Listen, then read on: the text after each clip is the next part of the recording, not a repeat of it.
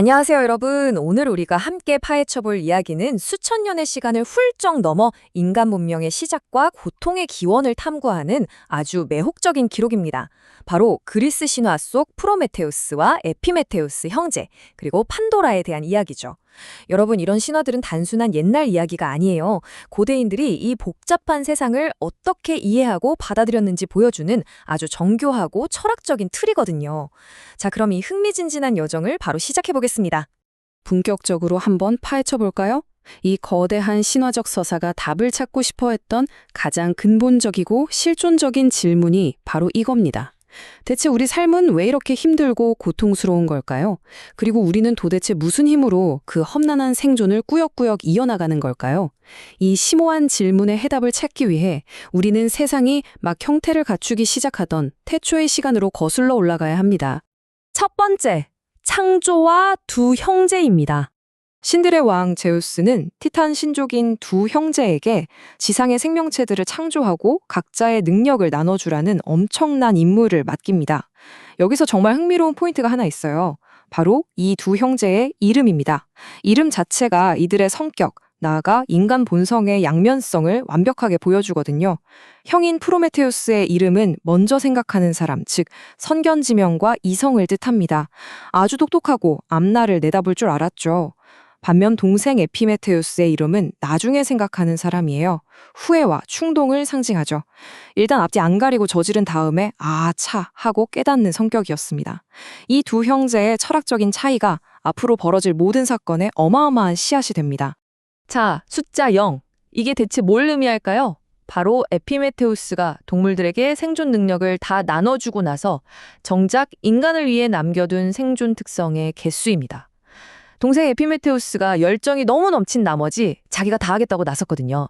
곰한테는 날카로운 발톱을 주고, 사슴한테는 빠른 다리를 주고, 새에게는 날개, 또 추위를 견디라고 따뜻한 털까지 동물들에게 아주 몽땅 퍼주어 버렸습니다. 그러고 나서 마지막으로 인간의 차례가 왔는데 남은 게 숫자 0. 말 그대로 아무것도 없는 거예요. 인간은 벌거벗은 채 아무 방어 수단도 없이 세상에 툭 던져진 가장 나약한 존재가 되어버린 거죠. 두 번째, 인류를 바꾼 도둑질입니다. 프로메테우스가 드디어 결단을 내립니다. 동생의 그 끔찍한 실수 때문에 헐벗고 덜덜 떠는 나약한 인간들을 보면서 형 프로메테우스가 깊은 연민을 느낍니다. 그래서 과감하게 나선 거죠. 핵심은 그가 인간에게 준 두 가지 위대한 선물에 있습니다. 첫째는 신들과 닮은 모습으로 하늘을 우러러보며 걷게 만든 직립보행이었어요. 하지만 인간의 생존을 완벽하게 결정지은 진짜 두 번째 선물은 따로 있었죠. 절대 권력자 제우스의 명령을 정면으로 거역하고 태양마차에서 직접 훔쳐온 것, 바로 불입니다. 이건 그냥 따뜻해지라고 준 게 아니에요. 거친 자연 속에서 인간에게 최소한의 싸울 기회를 만들어주기 위해 목숨을 걸고 저지른 엄청난 도둑질이었습니다. 이 과정이 뭘 의미하는지 아주 기가 막히게 보여주는데요. 프로메테우스가 건넨 그 작은 불씨 하나가 어떻게 인류 문명을 폭발시켰는지 보세요.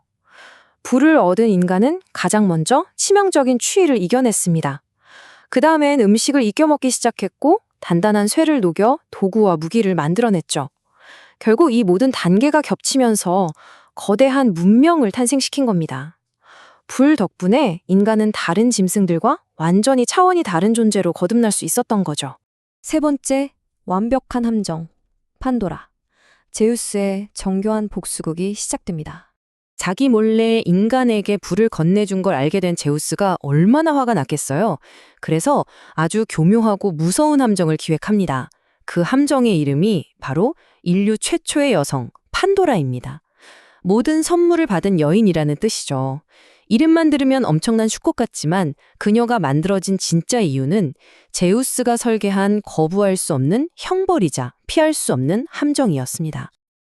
이 완벽한 함정이 얼마나 치밀하게 만들어지는지 한번 보시죠. 올림포스의 신들이 총동원됩니다.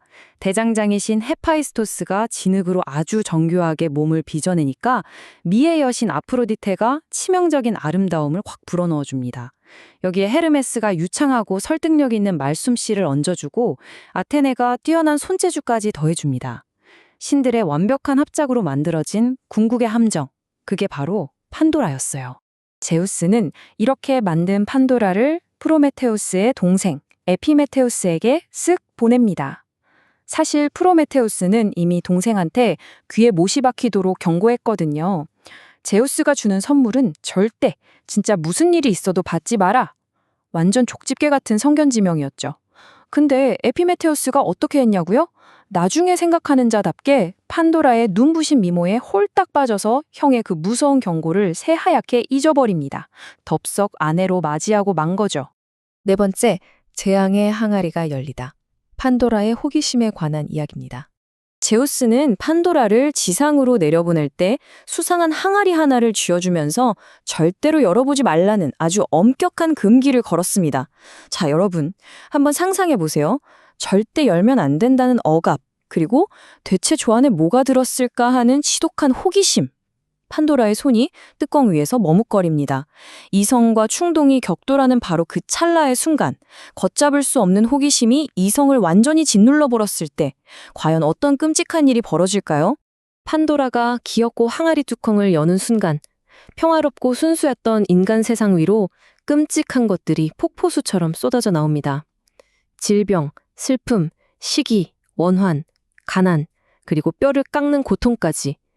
인간이 한 번도 상상조차 해보지 못했던 온갖 끔찍한 재앙들이 세상을 향해 맹렬하게 퍼져나갔습니다. 충동적인 행동, 그 나중에 생각하는 자의 본성이 낳은 결과가 이렇게 참혹했던 겁니다. 소스라치게 놀란 판도라가 사색이 돼서 황급히 뚜껑을 닫아버립니다. 하지만 이미 온갖 재앙은 다 빠져나간 뒤였죠. 그런데 말이죠. 뚜껑이 닫힌 항아리 맨 밑바닥에 미처 세상으로 빠져나가지 못하고 갇혀버린 단 한 가지가 남아있었습니다. 바로 희망입니다.